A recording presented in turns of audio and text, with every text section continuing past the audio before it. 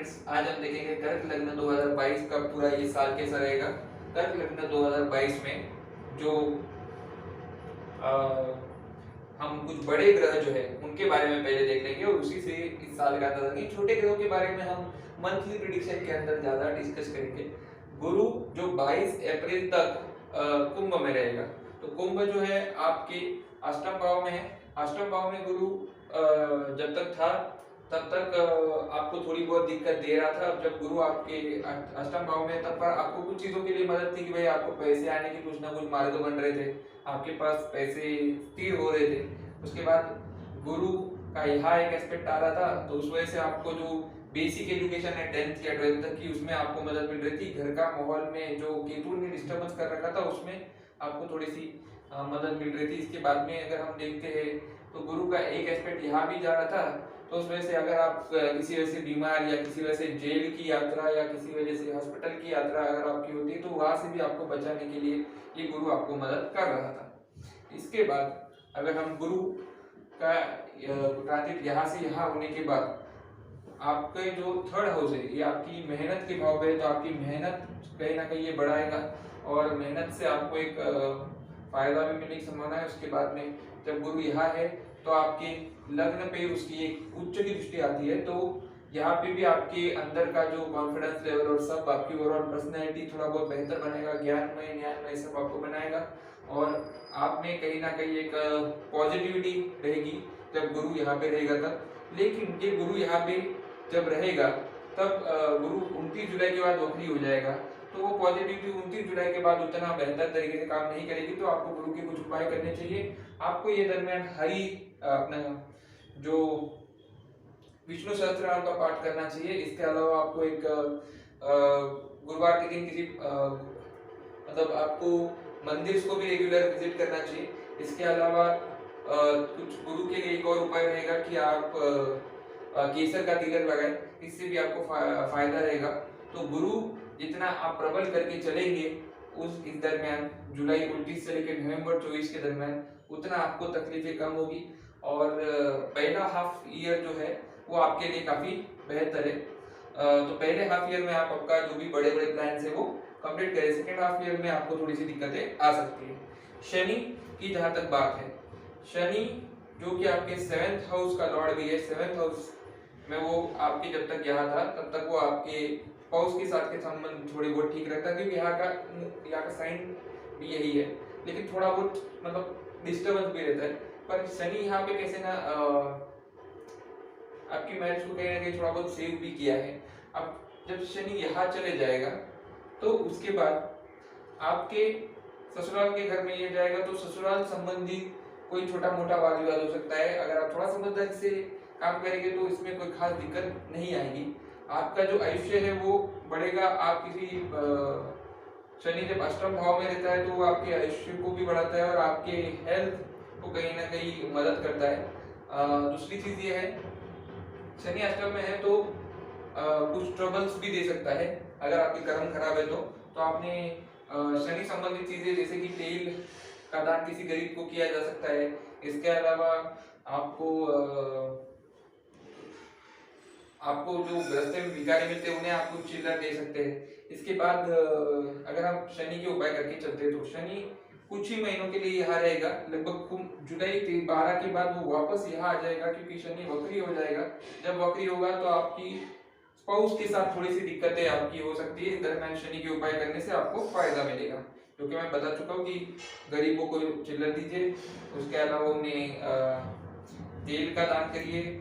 उसके अलावा शनि के कुछ उपाय ये भी रहेंगे कि आप इन जनरल लोगों के साथ अच्छी तरह से बिहेव करें, नम्रता रखें, ईगोस्टिक लैंग्वेज का प्रयोग कम करें, इससे शनि अच्छा रहता है। और सब जगह मैंने किया की भावना नहीं रखनी चाहिए कि आप हमने किया, आप हम सभी ने मिल के किया, इस तरीके की भावना अगर रखेंगे तो आपको ये शनि उतना खराब परिणाम नहीं देता है। ये शनि को ईगोस्टिक जो लोग रहते हैं उन लोगों को काफी शनि से दिक्कत होती है। तो जो ईगो थोड़ा सा कम करेंगे तो आपका थोड़ा सा चीज जो है वो शनि जो है वो आपका थोड़ा सा बेहतर रहेगा। अब जहाँ तक हमने बात कर ली पहले गुरु की, शनि की भी मैंने बात कर दी कि शनि जो है वक्री रहेगा जून 5 से लेकर अक्टूबर 23 तक। तो शनि वक्री रहेगा, इस दरमियान आपको बड़े काम नहीं करना है, कोई जमीन वमीन नहीं खरीदनी है, इस दरमियान कोई कंस्ट्रक्शन का काम चालू नहीं करना है, क्योंकि वो अटक अटक के चलेगा। तो अगर आपको कंस्ट्रक्शन करना है, जमीन खरीदनी है, जो भी बड़े डिसीजन लेने वो जून 5 से पहले लीजिए। जून 5 के बाद आपके वही डिसीजन थोड़े से दिक्कत देंगे। शनि की एक एस्पेक्ट आपके भाग्य पे भी है, तो ट्रैवल संबंधित तकलीफें भी थोड़ी बहुत ये दे सकता है। इसके बाद शनि की एक एस्पेक्ट लग्न पे भी है, तो कोई डिप्रेसिव टेंडेंसी ना हो इसके लिए आपको अप्रैल के पहले जो है वो थोड़ा सा आपको इस दरमियान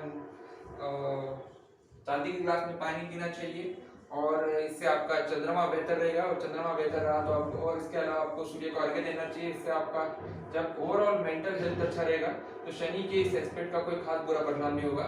और शनि का एक एस्पेक्ट यहाँ भी आएगा 4th हाउस में, तो 4th हाउस में ये एस्पेक्ट की वजह से घर वालों से सेपरेट होने के काफी बार कई लोगों के विचार हो सकते हैं, लेकिन उनको ऐसी सब चीजों से दूर, ऐसी चीजों से थोड़ा सा अवॉइड करना चाहिए, क्योंकि यहाँ केतु भी है तो वो भी आपको थोड़ा बहुत डिस्टर्ब कर रहा होगा ऑलरेडी। और मैं कहूँगा कि घर वालों के साथ थोड़ा सा बनाकर चले इस दरमियान। अगर अब हम राहु और केतु की बात करें, राहु और केतु की बात करें तो राहु जो है, राहु आपके 11th हाउस में था। जब राहु 11th हाउस में होता है तो आपको बहुत बड़े गेन्स, अचीवमेंट और सब कुछ देता है, लेकिन राहु जब आपके 10th में आता है तो वो और भी बेनिफिट्स देता है। वो आपके ओवरऑल काम धंधे बेहतर करता है, आपको आपके प्रोफेशन में तरक्की देता है और भी अच्छे। लेकिन केतु जब यहाँ होता है, जो कि केतु और राहु दोनों भी यहाँ जो है वो लगभग अप्रैल 12 तक रहेंगे, तो अचीवमेंट्स वगैरह तो रहेंगे। अप्रैल 12 के बाद भी आपकी प्रगति होती रहेगी, लेकिन केतु जो यहाँ आएगा तो आपके घर का माहौल थोड़ा सा खराब हो सकता है, और घर में आपकी रहने की इच्छा थोड़ी कम हो सकती है। आप सोचेंगे कि घर में रहो, या ये घर में थोड़ी सी स्थिति बेहतर नहीं होगी। तो इस दरमियान मैं आपको उपाय दूंगा कि आप काले कुत्ते को रेगुलर फीड करें, काले कुत्ते को हर रोज रोटी खिलाएं। इसके अलावा भगवान गणेश जी की आराधना करें, तो केतु का असर आप पे थोड़ा सा कम होएगा। और इसके अलावा मैं आपको बोल देता हूँ कि बुध जिस समय वक्री रहेगा उस समय आपने कोई बड़े डिसीजन नहीं लेने हैं। तो ये बुध वक्री होता है जनवरी 14 से फरवरी 14, मई 10 से जून 3, सितंबर 10 से 2 अक्टूबर 2022, दिसंबर 29 2022 से जनवरी 18 2023। तो इन दरमियान अगर आप कोई बहुत बड़े डिसीजन नहीं लेते तो आप बहुत सारी तकलीफों से बच जाएंगे। और ओवरऑल जो है आपने अगर शनि, गुरु और केतु के उपाय कर लिए, केतु के जैसे मैंने उपाय बोले, और राहु के लिए उपाय मैं आपको देता हूँ कि राहु के लिए आपके लिए उपाय है कि आप बहते हुए पानी में नारियल छोड़ सकते हैं। आपको पहले नारियल को हाथ में पकड़ के रखना है और अमावस के दिन ये उपाय करना है। अमावस के दिन आपको बहते हुए पानी में नारियल अच्छी तरह से पकड़ के उसको बहते हुए पानी में आपको छोड़ देना है। इससे आपका राहु अच्छा रहेगा। केतु के लिए मैंने बोला कि काले कुत्ते की सेवा करिए और गणपति जी की आराधना करिए। शनि के लिए मैंने बोला कि भिखारियों को पैसे दीजिए। उसके अलावा जो और तेल का दान आप करना चाहे तो कीजिए। इसके अलावा मैंने कहा था कि आपकी कर्म अच्छे रखिए और नम्रता रखिए, इससे आपको अच्छा रहेगा। और दूसरी चीज मैंने बताई थी कि आपके परिवार के साथ आप कोशिश करें जुड़ के चले, और परिवार के साथ छोटे मोटे बात देंगे लेकिन आप थोड़ा बहुत बना के चले, तो इससे आपको थोड़ा फायदा रहेगा। गुरु के लिए मैंने आपको उपाय दिया था कि केसर के तिलक का प्रयोग करें और इसके अलावा हल्दी का सेवन अच्छा रखें, तो आपको उससे फायदा होगा। अगर आप ये ओवरऑल ये जो 4-5 उपाय कर लेते हैं तो ये महीना, ये पूरा साल जो है ये आपका बेहतर जाएगा। लेकिन जो मैंने स्ट्रगल का समय बताया है, बुध का ये जो समय, इस दरमियान कोई बड़ा डिसीजन ना ले लें। ओवरऑल अगर आपको ये जो प्रेडिक्शन है अगर ये पसंद आया है तो इस वीडियो को लाइक करिए, चैनल को सब्सक्राइब करिए। अगर आपकी कोई सजेशन है तो नीचे कमेंट करिए, और अगर आपको कंसल्टेशन चाहिए तो नीचे मेरा नंबर दिया हुआ है। Thank you.